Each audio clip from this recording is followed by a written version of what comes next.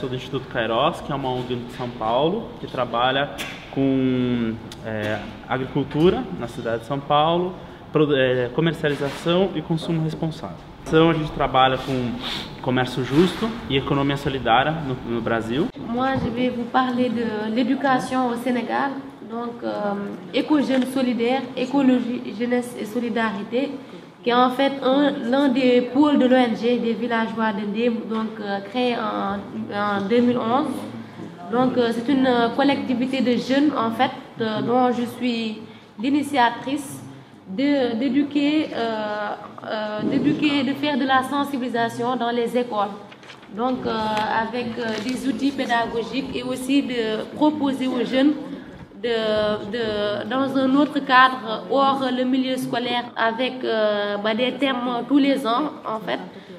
Donc par exemple sur la non-violence, sur une nouvelle conscience environnementale, sur l'environnement et la culture, sur une consommation responsable, etc. En la asociación CIAP se trabaja básicamente para poder, en la parte de educación, para poder rescatar y recuperar las culturas ancestrales en cuanto, por ejemplo, al tejido, las técnicas ancestrales que se vienen perdiendo día a día con la evolución de las industrias.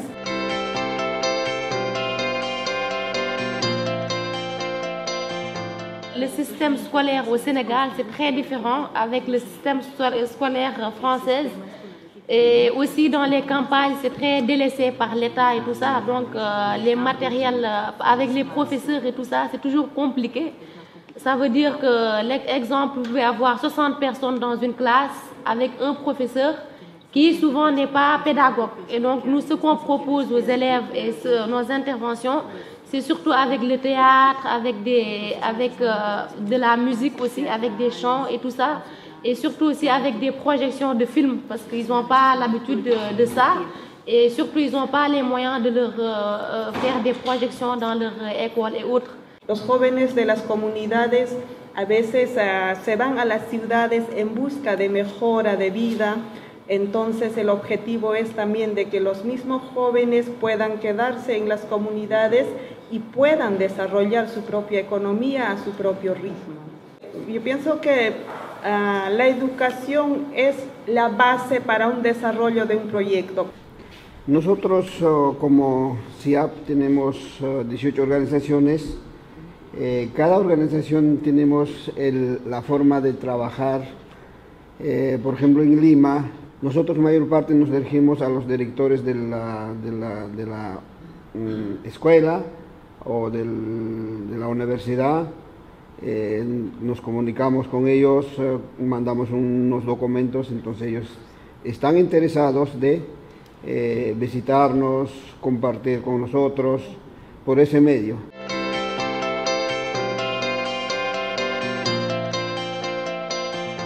La concientización, sensibilización a los productores y a los consumidores. Nosotros hacemos mediante la práctica del turismo solidario y sostenible, ¿no? Cuando visitan los turistas, los extranjeros, ven de cerca y participan, ¿no? Cómo se hace un proceso de producción de la fibra de alpaca, la cerámica, el bordado, etcétera, ¿no? Entonces es una forma de poder concientizar, animar a los productores que vuestro trabajo que realizan es bueno, es interesante y puede hacer una economía. Kairos, a gente faz a formação dos dois lados, né, da cadeia, do produtor e do consumidor. Com os produtores, quando a gente faz formação de fortalecimento das cooperativas, das associações, entra no jogo falar sobre o comércio justo, sobre a economia solidária, e com os consumidores através de quando a gente organiza grupos de consumo e feiras orgânicas, e através nesses grupos, nessas feiras, a gente faz rodas de conversa sobre o sistema e faz visitas também junto com os produtores. Então o consumidor consegue conhecer o produtor daquele alimento que ele compra, que ele consome.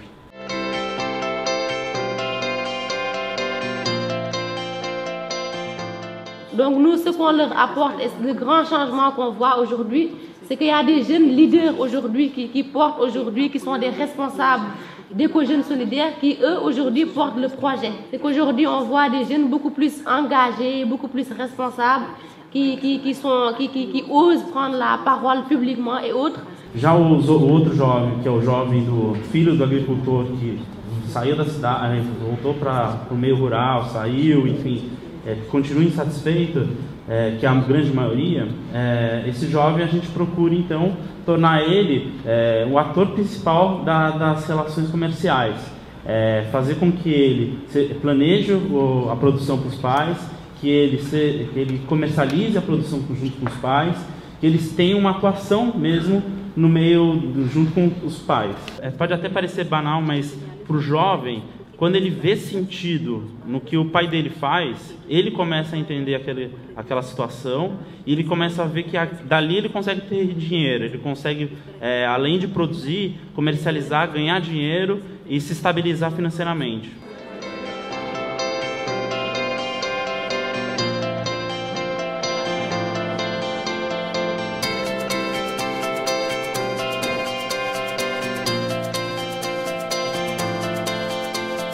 Concordia, c'est une association de volontariat historiquement internationale. Donc l'idée, c'est de promouvoir l'engagement des jeunes voilà, dans des programmes de volontariat. Donc nous, on a fait beaucoup de chantiers internationaux de bénévoles, on en fait toujours d'ailleurs, du volontariat long terme, court terme et international. Et en fait, en 2015, on s'est dit, ce qu'on souhaiterait maintenant, c'est peut-être favoriser aussi l'engagement des jeunes au niveau local. Et c'est comme ça qu'on a imaginé ce dispositif. Donc Estime, jeune ambassadeur de l'économie sociale et solidaire. Du coup, moi, je vais pas vous parler d'un dispositif en tant que tel, mais plutôt de comment Ingénieurs sans frontières fait pour accompagner ces étudiants ingénieurs à s'engager dans des projets de solidarité internationale et de commerce équitable en particulier. Et après, j'ai l'impression que la spécificité de l'association Ingénieurs sans frontières, c'est de fédérer des gens un peu d'une manière un peu corporatiste. On est tous ingénieurs et donc du coup, on se sent un peu plus fort d'être ensemble. Donc ça permet plus facilement de passer à l'action. Bonjour, je suis Peter Weichert d'Allemagne, de Saarbrück. Donc nous, on est dans une région de 1 million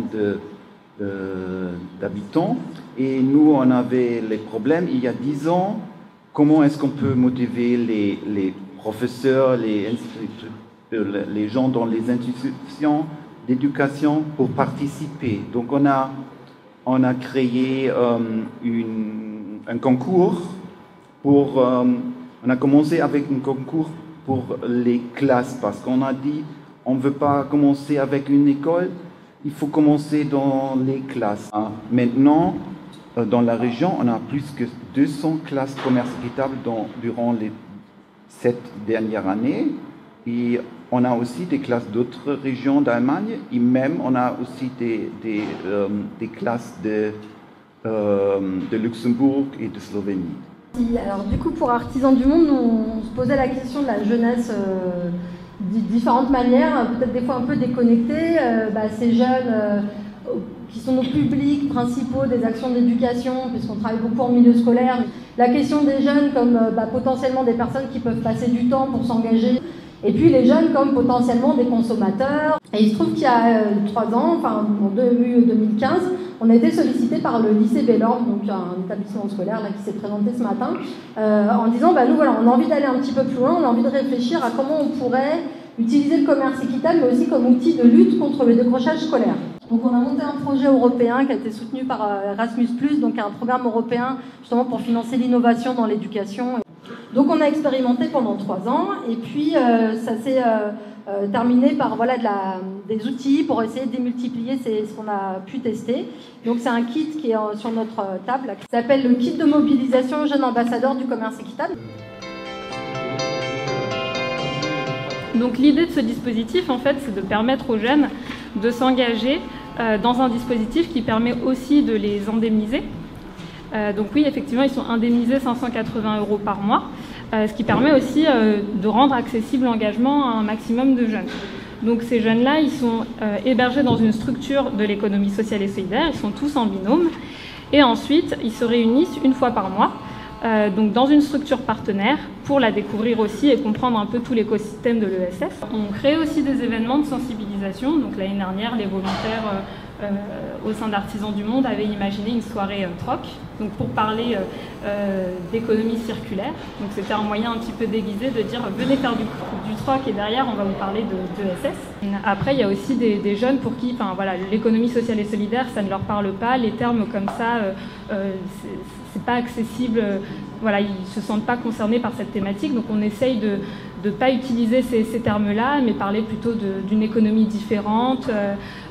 On essaye aussi de développer des missions de service civique qui soient aussi manuelles, dans des ressourceries, pour permettre une diversité de missions. On se dit que le premier échelon qui empêche le jeune de se mobiliser, c'est parce qu'il n'a jamais fait, ou qu'il connaît mal, ou qu'il ne se sent pas encore légitime pour y aller. Du coup, on essaye sur des petits temps d'atelier, de les faire passer à l'action en leur donnant par exemple un rôle ou des missions à reconstituer pour qu'ils se sentent en situation d'animer et donc qu'ils puissent se dire par la suite, quand ils retournent dans leur campus, je suis en capacité d'animer un temps sur le commerce équitable, je suis en capacité d'animer un apéro, dégustation, etc. On a commencé dans les classes et on a fait un concours dont les classes et les professeurs avec leurs classes peuvent participer chaque année scolaire. Et on a dit qu'il faut avoir des critères minimum. Donc on a fait 4 critères. Un critère, c'est qu'on traite le sujet équitable au moins 2 heures dans une année scolaire. Le deuxième, quand nous menons au moins une activité équitable durant l'année. Ça peut être, il y a un alphabet d'idées. Et le troisième chose, c'est que nous communiquons ce qu'on a fait, ce qu'on a engagé, notre engagement. Et le quatrième, que les jeunes disent qu'ils sont des ambassadeurs du commerce équitable et qu'ils partagent l'idée dans leur famille, entre les amis et que les autres personnes aussi participent de l'idée. Et donc on fait ça chaque année et toutes les classes peuvent participer du petit jusqu'à plus grand. En fait, il n'y a pas d'action pour moi d'éducation vers du grand public, je ne vois pas comment on peut faire. Par contre, on peut se dire dans ce grand public, il y a plein de petits publics différents, qui ont chacun des préoccupations différentes, qui partent d'un certain point de vue, et donc il faut s'intéresser à qui sont ces publics pour pouvoir espérer faire de l'éducation avec eux. Pas forcément avec déjà nos idées reçues, je veux toucher ce public pour faire ça, mais je vais partir de eux, puis je vais bien voir ce qui se passe. C'est vrai que nous, on a pu tester le public des décrocheurs scolaires, qui est un public nouveau pour, en tout cas au niveau de la fédération, même s'il y a plusieurs associations qui avaient des projets. Et donc pendant 3 ans, on a testé des choses en se disant, nous, notre objectif, c'est que les jeunes soient autonomes. C'est qu'on puisse participer avec eux à penser les activités, et qu'à un moment donné, ils s'en emparent et qu'ils fassent des propositions.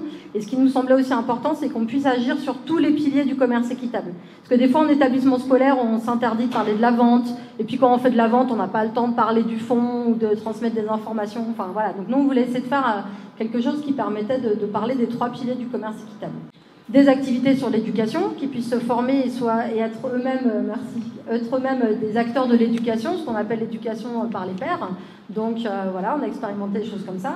Qui puissent être des acteurs du plaidoyer. Donc dans ce cas précis, on s'est appuyé sur le Parlement européen des jeunes, dans l'idée que les jeunes puissent aller au Parlement européen, plaider des choses sur le commerce équitable. Donc on a expérimenté là-dessus. Et puis au niveau de la vente, c'est très difficile la vente dans les établissements scolaires en France, c'est très légiféré, notamment dans le public, dans le général. Et là, on a trouvé une porte d'entrée dans ce lycée-là du fait que c'était des lycées professionnels de formation en technique de vente, avec des boutiques pédagogiques. Du coup, nous, en tout cas pour les actions de sensibilisation qui sont menées par les volontaires, on n'a pas d'outils pour mesurer l'impact, on n'en est pas encore à ce stade-là de nos réflexions pour le moment. Par contre, sur les dispositifs de service civique, Nous, on essaye au maximum de garder contact avec les volontaires qui sont passés par le dispositif. Donc on a un groupe Facebook des anciens. Donc on arrive à savoir voilà, ce qu'ils sont devenus quelques mois après, un an après. Là, on peut déjà constater que le service civique a influencé leur parcours, que ce soit professionnel ou au niveau de l'enseignement. Il y en a beaucoup qui ont choisi une filière d'économie sociale et solidaire après, ou qui se tournent plutôt vers des associations, vers un travail dans une association après la mission.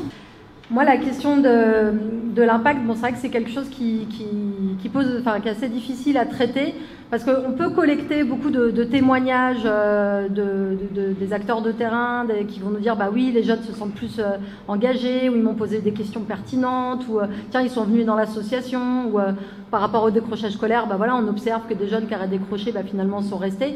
Ça, tous ces témoignages, si on les écoute, si on arrive à les repérer, on en a beaucoup.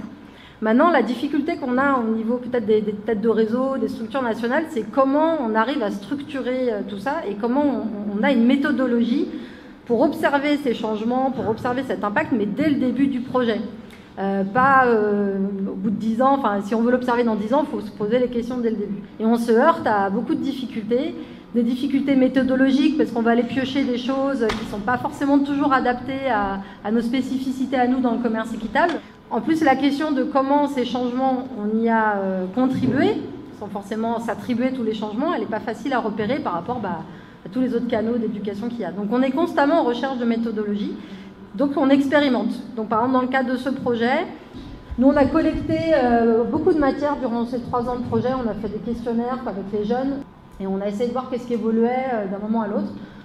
Donc je pense que des dispositifs comme on va présenter après, que celui du label, peut être un outil justement pour faire ce pas entre l'impact et quelque chose de plus accessible.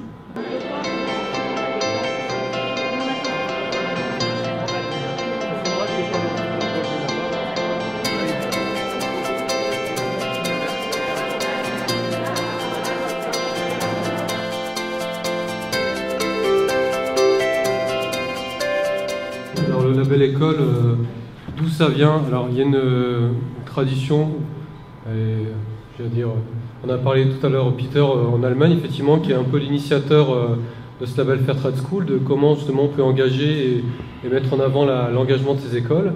Aujourd'hui, en fait, le principal pays engagé, ça reste l'Angleterre, puisqu'on estime à plus de 1000 Fair Trade School. Donc, comme la France ne voulait pas rester en reste, donc on a aussi développé, en partant notamment de l'expérimentation qui a eu lieu à Nantes, notamment région Pays de Loire, et NAPS avec aussi les maisons familiales et rurales qui ont expérimenté justement mettre en place une sorte de label établissement équitable.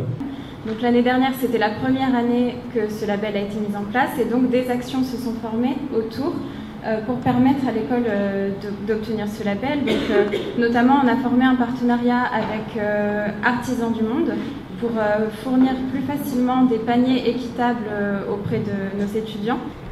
Et également pour répondre à tout ce que demande finalement ce label, des démarches de sensibilisation ont été faites avec des conférences lors de la quinzaine du commerce équitable. On sait que sur des projets de ce type-là, dans le cadre d'un établissement, et je pense dans toute autre structure, il faut aussi un environnement qui soit facilitateur. C'est-à-dire que dans les établissements scolaires, pour faire bouger les choses, il n'y a pas de prof là, mais c'est compliqué et ça prend du temps. Et avoir un environnement facilitateur, c'est extrêmement important. Dans le cadre de la labellisation, on demande quoi? On demande une validation par un conseil d'administration. Donc ça veut dire quoi? Ça veut dire qu'on a une validation pour faire un projet au sein du lycée. Ça nous permet aussi d'intégrer d'autres acteurs qui n'étaient pas forcément intégrés dans le projet. Pour les autres actions, nous on avait déjà mis beaucoup de choses en place. Des actions de sensibilisation, des actions de plaidoyer. Donc ça va nous permettre en même temps de continuer les axes liés au développement durable et au commerce équitable. Donc on va pouvoir, grâce à ce label, pérenniser notre action.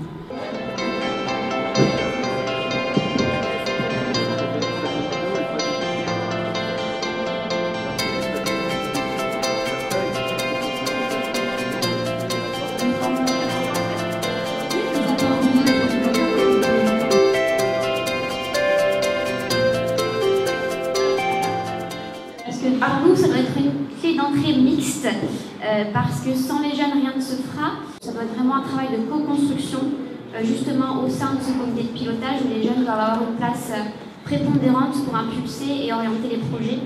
Donc nous aussi, on a pensé qu'il y avait une nécessité de complémentarité entre les élèves et les établissements.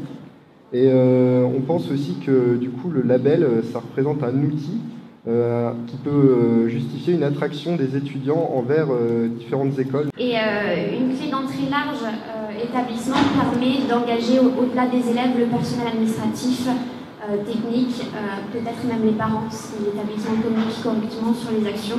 Si les étudiants, en tout cas à un niveau plus supérieur, ont envie de faire du commerce équitable, ils peuvent le faire au sein de leur école sans forcément avoir la nécessité d'afficher ce label à l'extérieur. Le label est donc, dans un premier temps, une démarche qui va mobiliser l'école. On pense également que l'établissement, lui, il va voir le label comme un outil plutôt pour son image. Et par contre, les jeunes, eux, ils vont plutôt s'investir dans l'action, c'est-à-dire qu'ils vont être, c'est eux qui vont permettre de pérenniser l'image de l'établissement. Le but, ce n'est pas que les étudiants se mobilisent autour d'une lourdeur administrative de créer le projet, mais plutôt se mobilisent vraiment tout de suite et s'engagent en faveur du commerce équitable. Il fallait différencier les types d'établissements qui existaient. Si on s'adressait plutôt à une école primaire, un collège, un lycée, ou bien si on s'adressait à l'universitaire, aux grandes écoles, etc. Parce que les dynamiques ne sont pas les mêmes. Soit il y a la ville, le département, la région derrière, donc c'est aussi des acteurs qu'il faut prendre en considération. Pour ce qui est de l'universitaire, donc les étudiants, c'est eux qui peuvent être force de proposition, vraiment initier cette dynamique et engager leur école avec eux. Mais en ce qui concerne les petites écoles maternelles, cours moyens, etc., donc l'initiative vient toujours de l'école, mais le maintien est nécessaire pour les professeurs. On s'est également dit que ça pouvait être un intérêt pour les deux parties, dans le sens où c'est un apprentissage par les pairs qui se met en place, et que dans la mesure où les écoles de commerce équitable s'inscrivent dans une campagne internationale, les établissements peuvent nouer des partenariats avec d'autres pays, d'autres établissements. Il peut y avoir un effet de boule de neige sur l'environnement proche, c'est-à-dire qu'on va avoir une école qui va être labellisée équitable. Dans cette école, il va y avoir l'université qui va se dire « Ah tiens, nous aussi, pourquoi pas, on ne serait pas labellisé équitable ?» Et la ville où est située cette université va aussi pouvoir se dire « Tiens, je vois qu'il y a des actions équitables qui se font chez mes étudiants. Pourquoi est-ce que nous aussi, on ne demanderait pas un label de territoire équitable, par exemple ?» Il fallait qu'il y ait un ancrage au niveau du territoire qui serait labellisé, donc des acteurs engagés du territoire, donc pourquoi pas les CRES, et aussi à l'échelle nationale, et que finalement il faudrait qu'il y ait à la fois une personne à l'échelle nationale et à la fois une personne du territoire qui est labellisée. Donc la première question que l'on s'est posée, c'est celle de la progressivité de l'attribution du label. Ce qui a déjà été évoqué, mais la question se repose et les conditions de l'attribution viennent ensuite. Les conditions de l'attribution ont été évoquées à travers notamment l'auto-évaluation de l'établissement. Et pour les années suivantes, imaginez que ce programme se solde plutôt par l'évaluation d'un autre établissement. Donc là, pour introduire une évaluation par les pairs et surtout mettre en avant les critères d'amélioration continue. Vraiment faire ressortir les nouveaux engagements chaque année de chaque établissement pour justement éviter ce fair-washing, que ce ne soit pas juste une fois on a eu ce label et on communique dessus tous les ans.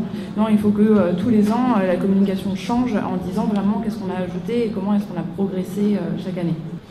Ensuite, on a évoqué les problèmes de changement d'échelle et la possibilité d'une attribution également qui ne soit pas que de l'auto-attribution, mais qui soit une attribution du label qui soit également liée à une évaluation par des pairs, donc d'autres établissements qui pourraient évaluer un établissement, et puis une attribution avec un comité d'attribution national. Et puis donc nous nous sommes mis d'accord justement sur un jury qui va décider de l'attribution du label. Donc on suppose que l'établissement a monté un dossier avec preuve à l'appui, etc., en espérant effectivement que ça ne sera pas du fair-washing. Et donc ce jury d'experts, on s'est entendu sur sa composition. Donc évidemment, il doit être indépendant, il doit être issu de différentes organisations issues du territoire. Donc il y aurait un représentant de l'institution éducation nationale, en fonction du niveau de l'établissement, donc rectorat ou inspection académique ou pour les universités et ministères. Il y aurait un représentant de la collectivité de rattachement d'établissement, donc c'est pareil, le lycée, pour les lycées, donc la région, le département ou la commune. Et donc ce représentant, ce serait un représentant de l'économie sociale et solidaire, hein, donc rattaché à la collectivité. Il y aurait un représentant d'un établissement déjà labellisé, qui peut aussi apporter donc, son expertise. Un enseignant-chercheur spécialisé dans l'économie sociale et solidaire. Et enfin, un représentant de la jeune chambre économique ou alors un acteur emblématique de l'ESS.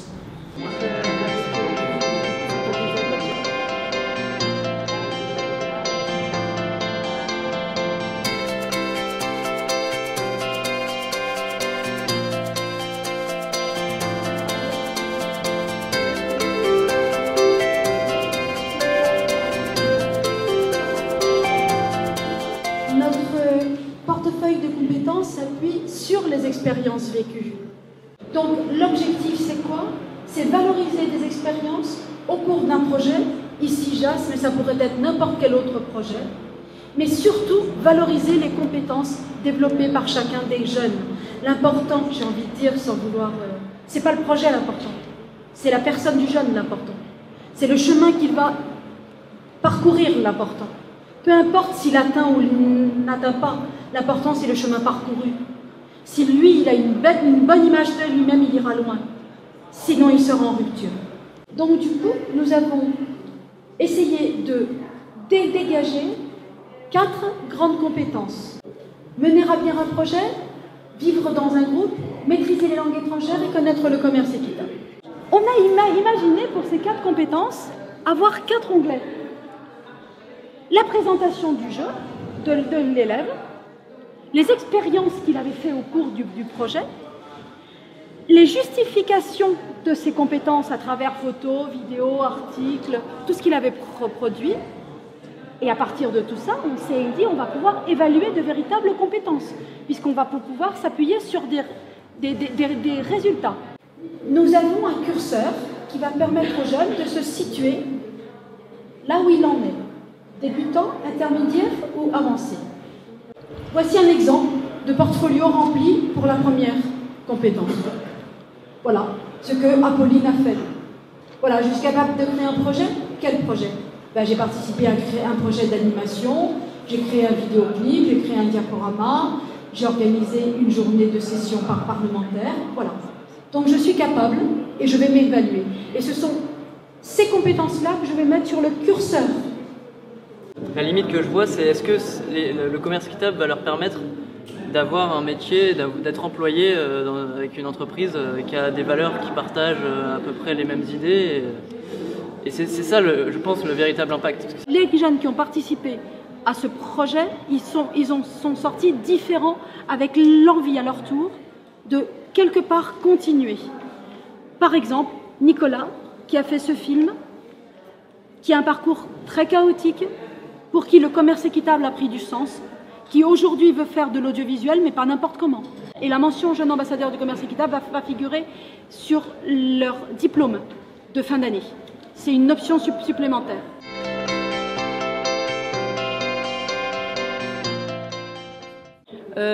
En tant qu'organisation de commerce équitable, à savoir penser plus à des projets de longue durée, des projets d'années, plutôt que des interventions ponctuelles. Une intervention ponctuelle, ça peut toujours être intéressant, mais ça n'est pas suffisant. Quand on fait une intervention ponctuelle, on vient faire un peu de sensibilisation, on vient parler d'une toute petite partie du programme.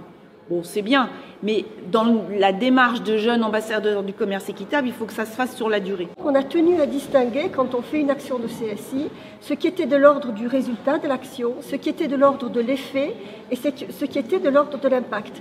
Et c'est vrai que, vraiment, je pense qu'il y a une très forte richesse à cumuler une analyse des effets produits par les actions.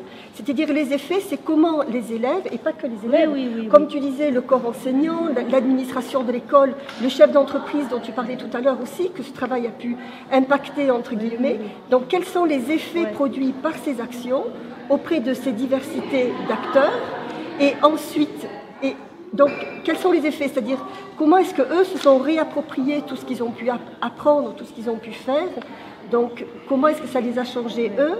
Et ensuite, l'impact, c'est comment est-ce qu'une lecture croisée de ces effets, finalement, permet de dire on a pu avancer sur les objectifs que nous, on s'est donnés en termes de changement. Et donc, l'impact permet d'apprécier les effets par rapport au changement attendu.